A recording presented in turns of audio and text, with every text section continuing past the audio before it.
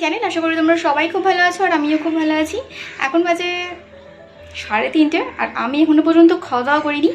আজকে আবারও ঘুম থেকে উঠতে অনেক লেট হয়ে গেছে। প্রভাত আজকে খাবার দাবার কিছু নিয়ে যায়নি, ভাত খেয়ে গেছিলো, ভাত করে দিয়েছিলাম, টিফিন নিয়ে যেতে পারেনি।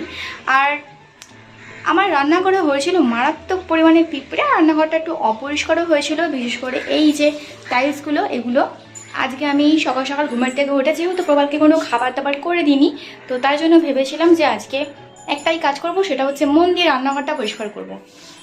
তো আমি রান্নাঘরটা আজকে খুব ভালো করে পরিষ্কার করেছি, এই সমস্ত পাথর টাথর সমস্ত কিছু পরিষ্কার করেছি ধুয়ে মেজে। আর এখানে সমস্ত বাসন টাসন থাকে সব, এইসব জায়গাতে নামিয়ে ওই জায়গারও পাথর টাথর সব পরিষ্কার করেছি। তো সমস্ত কিছু পরিষ্কার টরিষ্কার করে অনেকটা বেলা হয়ে গেছিলো। তার জন্য মায়ের থেকে ভাত এনে পাপাকে খাইয়েছি। এঁচোড় চিংড়ির তরকারি দিয়ে, আলু আর এঁচোড় দিয়ে, চিংড়ি মাছ দিয়ে মা রান্না করেছিল, সেটা পাপাকে খাইয়েছি। একটু ঝাল হয়েছিল, কিন্তু পাপা জল খেতে খেতে শেষেতে খুব সুন্দর ভাতটা খেয়েছে। আর আমার বাড়ি থেকে এসছে এখন পার্সেল, এর মধ্যে কী আছে সত্যি বলতে আমি জানি না। আর এই যে বাইরের ওয়েদারটা একবার দেখো তোমরা, পুরো মেঘলা হয়ে রয়েছে, পুরো একটা গুমোট পরিবেশ। তো ভাবলাম কি যে একটু খেয়ে ছাদে গিয়ে বসবো, কিন্তু ছাদে এখন বসা যাবে না, প্রচণ্ড রোদ্দুরের একটা মানে গরম, রোদ নেই কিন্তু প্রচণ্ড গরম, একটা তাপ, ছাদে বসা যাবে না। পাপা এখন ঘুমাচ্ছে, 3:30 অলরেডি বাজে, আর কিছুক্ষণের মধ্যে ও উঠেও যাবে। যদি আলো থাকতে থাকতে ও ওঠে তাহলে গিয়ে তো ছাদে বসবো। মা দিয়ে গেছে একটু কলা, একটু এটা সেটা ফল। তো যদি চা খেতে ইচ্ছে না করে এখন ভাত খাওয়ার পরে, তো পাপাকে নিয়ে ছাদে বসে বসে একটু ফল খাবো।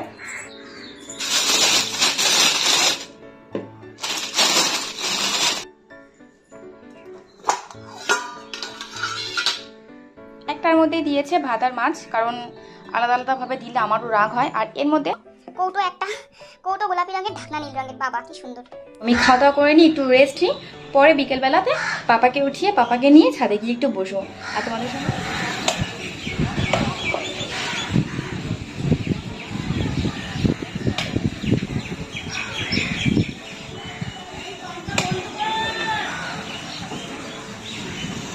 একবার দেখো ওই জায়গাটা,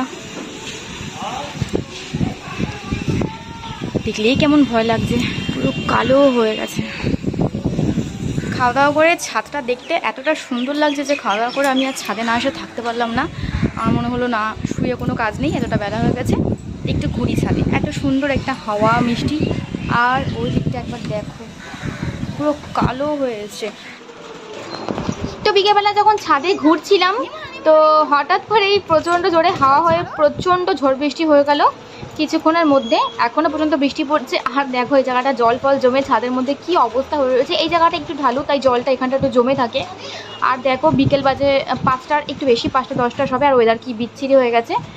আর এখনও পর্যন্ত বৃষ্টি পড়েই চলেছে। আর আমি এখানে পাপার জন্য বসিয়েছি একটা ডিম ভাজা। ও একটু ডিম ভাজা খাওয়াবো ওকে। এখন ও ঘুমিয়েছিল, ওকে তো ঘুম থেকে তুলে আমি নিচের ঘরে গিয়ে বসেছিলাম। এতটা আমার ইয়ে লাগছিল, এতটা ঝড় বৃষ্টি হচ্ছিল। তো ওকে ডিম ভাজাটা খাওয়াই, মানে আমি খাওয়াবো না, ও নিজেই খাবে। তো ডিম ভাজার সঙ্গে দেবো একটু টমেটো সস। টমেটো সসটা দেখে ওর রিয়াকশানটা কেমন হয় তোমরা শুধু দেখো।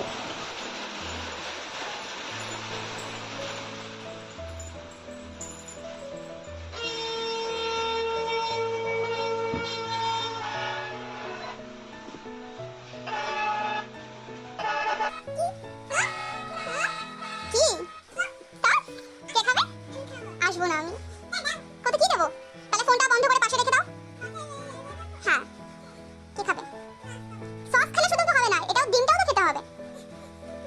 ডিমটা খাবে না? নাও নাও।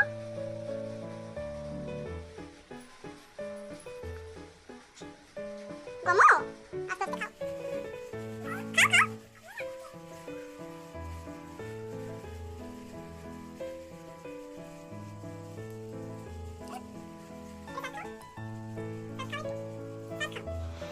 তো পাপা ওখানে ডিমটা খাচ্ছে, খাক একা একা, আমি একটু চা বানাই। আর তোমরা নিশ্চয়ই আওয়াজ পাচ্ছ যে কিরকম পরিমাণে বৃষ্টি হচ্ছে।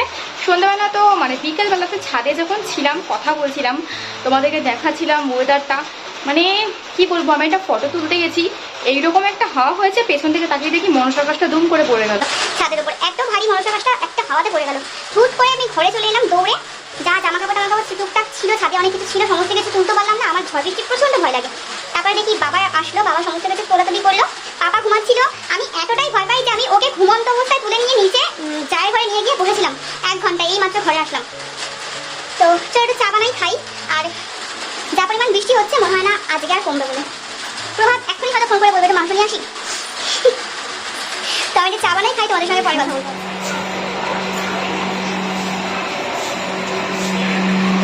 কি করছো? হ্যাঁ, রোজ? হ্যাঁ, ভালো লাগে। আর কদিন পরে তো চিকেন মানুষই খেতে পারবে না আমাদের জন্য। হবে না। মুরগির বংশধর তো সব শেষ করে দিচ্ছ এভরিডে চিকেন খেয়ে খেয়ে। মানুষ তো এবার ভিডিওতে এসেও কমেন্ট করবে যে আপনারা কি প্রতিদিন মাংস খান, প্রতিদিন চিকেন খান। আজকে রেসিপিটার নাম কি? পাপার বার্থডে চিকেন। এই কি কথাবার্তা? মানে ওই যে পাপার বার্থডে দিন যেদিন যেভাবে চিকেন রান্না করেছিলে, যে রেসিপি হয়েছিল ওই রেসিপি হচ্ছে। খাওয়াটা বেশ ভালো জমবে না? চিনাটা লাগবে। আমি আর খাই কোথায়, আমি তো দেখি।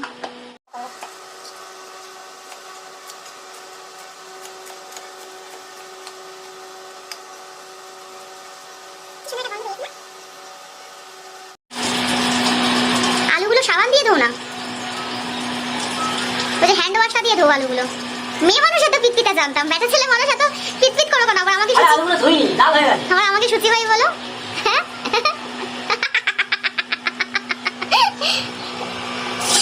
বাবা গো,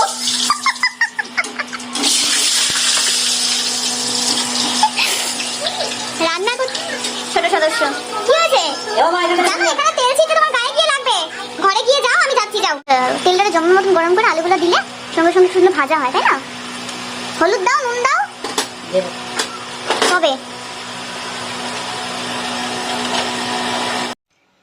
আমি বিকেলবেলাতেও চা খেতে খেতে মানে চা বানাতে বানাতে তোমাদেরকে বলেছিলাম যে এতটা বৃষ্টি পড়ছে, প্রভাত হয়তো আজ মাংস নিয়ে আসবে। ও সত্যি সত্যি মাংস নিয়ে এসছে আর ও রান্না করছে, কারণ আমি আজকে একটু অসুস্থ। আর আমি অসুস্থ না থাকলেও ও মাংস টাংস রান্না করে নিয়ে আসলে। আর কাল যেহেতু রবিবার, ও আজকে রান্না করবে, সেটাই স্বাভাবিক। মানে ওঠার ঝামেলা নেই, তারা চৌহরোর ঝামেলা নেই, অফিস যাওয়ার ঝামেলা নেই। আজকে একটু লেট নাইট পার্টি হবে আমাদের, তো তার জন্য ওই রান্না করছে। তো রান্না করুকও, আমি পাশে বসে বসে ওকে একটুখানি এন্টারটেইন করি আর কি।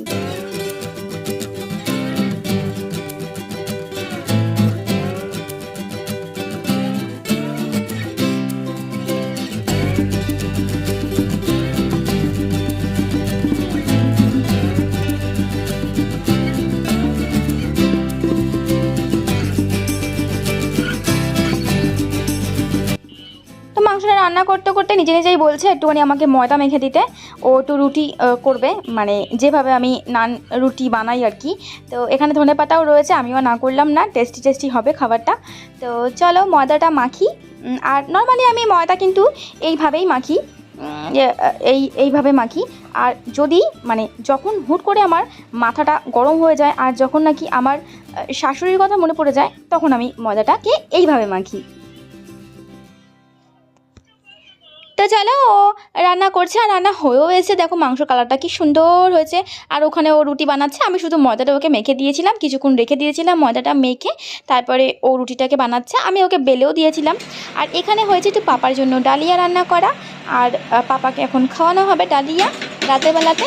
আর এখানে আবার ও ঘুরঘুর ঘুরঘুর করছে, যেহেতু আমরা দুজনেই রান্নাঘরে রয়েছি। আর এখানে একটুখানি ময়দার গুঁড়ি নিয়ে মুখেও মেখেছে। আরও একটা কাজ করেছে, নারকেল তেলের কৌটো পেয়েছে কোথা থেকে, বিছানার মধ্যে ফেলে এক গাদা একাকার অবস্থা করেছে। আর এই ওর খাবার রেডি করে নিয়ে এসেছি, ওকে খাইয়ে নেব।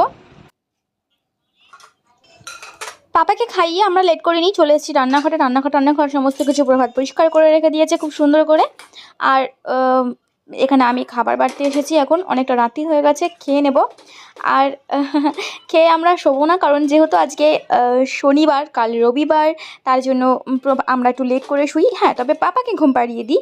পাপাকে জাগিয়ে রেখে কি করব বলো, পাপাকে ঘুম পাড়িয়ে দিই আর আমরা একটু জেগে থাকি, আমরা একটু বই দেখব। তারপর কি করব তোমরা দেখতেই পারবে। তো চলো আগে খাওয়া দাওয়াটা করে নিই।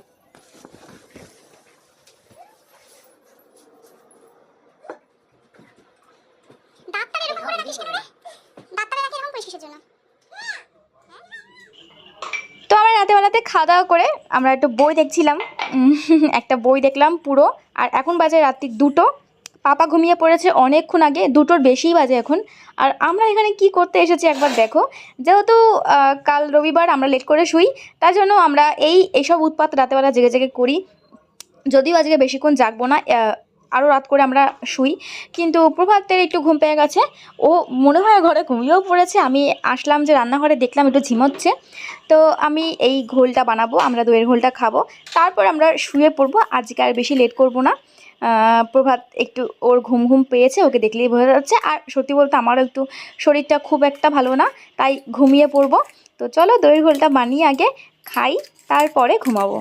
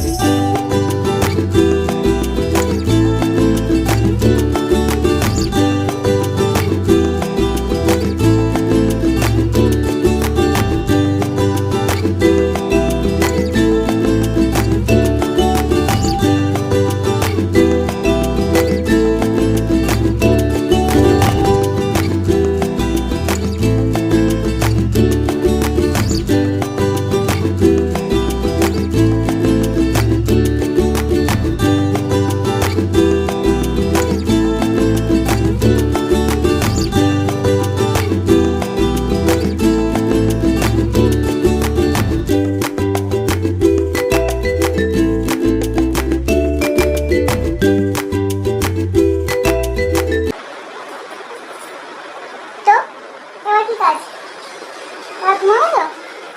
ঘুমাবো? গুড নাইট বলে দাও। Good night.